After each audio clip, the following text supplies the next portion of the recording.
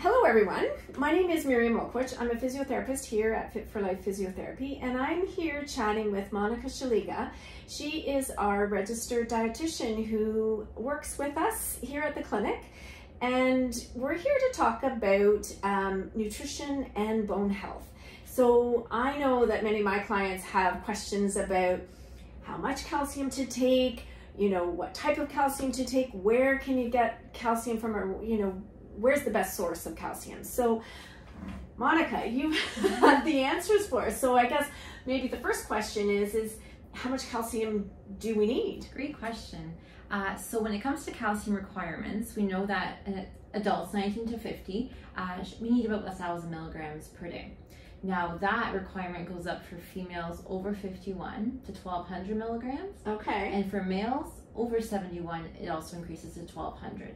And the reason why for women that requirement goes up sooner is just because of age-related losses that happen with hormones with women. So to me that number seems pretty high. Mm-hmm. So how do we get that much calcium? So where do we find it from? Yeah, great question. So even if we're not necessarily eating high calcium foods, just for eating anything, we usually account about 200 or 300 milligrams that we're getting just from eating anything. There's small amounts in many different foods. So that gets us about 300 of the 1,200 that we're aiming for. So we always try to recommend a foods first approach because we know that there's a lot of benefits with food, not just the calcium or the vitamin D or whatever we're talking about, other benefits that we get that we can't encapsulate in a pill form. But also we know that it's difficult to overdo it through food, right? You don't really get those toxic effects through food. So where else can we get, if we're hoping for calcium through foods?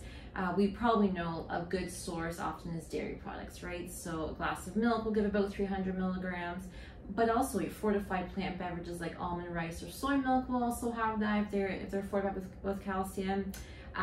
You can also get fortified orange juices. They're a good source. Canned salmon, canned sardines with the bones are great sources. Almonds, beans, lentils, those kind of things. So if we're making a conscious effort, it can be done. We just have to be aware that those are the good sources. And so is there a best amount that you would take at one time, like that you want to have at once that your body can absorb? Yeah, so in general, especially if we're talking about supplement form, we know that calcium is best absorbed at 500 milligrams or less, those kind of doses. So be prudent to make sure we're getting it regularly in smaller amounts as our body can absorb it better. So how would somebody decide that they need to take a supplement?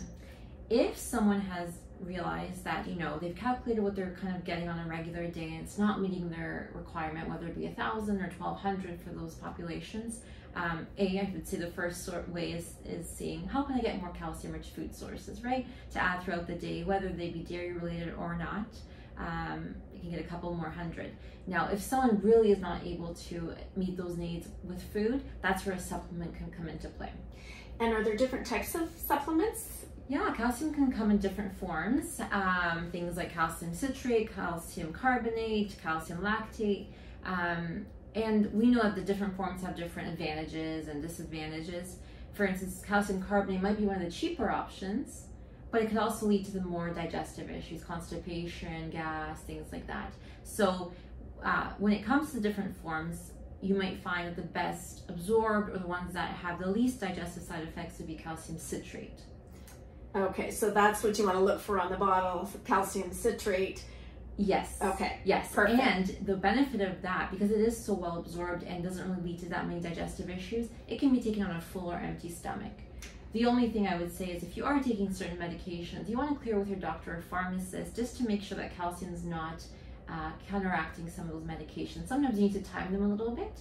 Calcium can inhibit some of the action. Okay, and are there things that we eat or medications that might inhibit the absorption of calcium? Yes, there's things like oxalates in food that can also do that, but the benefit is if we're eating a well-rounded, balanced diet, we don't really have to worry about those counteractions or interactions because it just so happens that if we're eating a wide variety of foods, these things usually balance themselves out. Right. Yeah. Okay. All right. So quick question. I don't know if it's quick, but so oxalates, you mentioned that's not something that helps with absorption of calcium. So what is that and where do we find that in foods? Like what type of food might that? So different greens would have those oxalates that we bind to the calcium. So some of those foods that we might think of as having a high calcium content, but they're also high in oxalates, they're not actually well absorbed sources of calcium. So some of those greens that we might think of generally. So like you're talking salad greens, yes, kind of thing? Yeah. So basically, if you're having a salad, you're not necessarily wanting to take your calcium supplement at that time? Is that what you mean? Or we're just not absorbing the calcium from that food just as well because it's bound by that oxalate. Yeah. Okay. So then you might want to think of if you're going to add a little bit of cheese with it, or maybe you're going to have some canned salmon with the bones on the side. That's where you can get some of the calcium there. Okay. Throw in some almonds. Okay. So in a nutshell, what's the biggest sort of recommendations around calcium that we can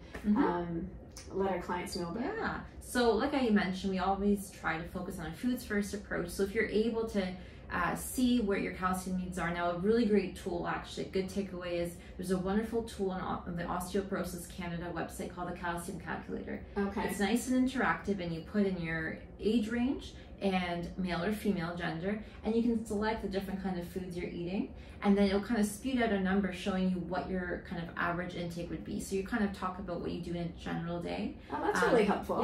Yeah. So it's Calcium Calculator. If you Google that, Osteoporosis Canada, it will lead you to that. Very interactive, easy to use.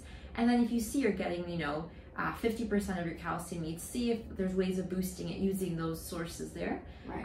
I would always focus on that. Now, the benefit of focusing on those kind of foods, a lot of them are high in protein as well. So protein is something we always want to be keeping up with as well. So focusing on foods first. If you find that you're missing a couple 100 milligrams that you really can't get through diet, that's where you can supplement with a calcium citrate maybe.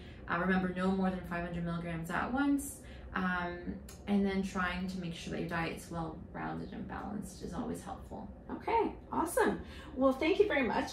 And if anyone has further questions about nutrition and bone health, Monica is available to take appointments here at the clinic. So contact us to book time with her, and we will talk again future at another date for other questions related to bone health or any other issues. So if you do have questions for Monica, please let us know, and we'll do another chat another time about that topic. Thank you very much. Thanks, Miriam. Okay, well, thanks for joining us. Thank you. Okay.